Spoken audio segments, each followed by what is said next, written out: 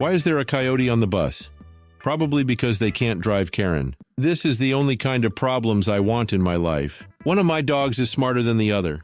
Airbud? I haven't heard that name in years. Your lip makeup is so beautiful.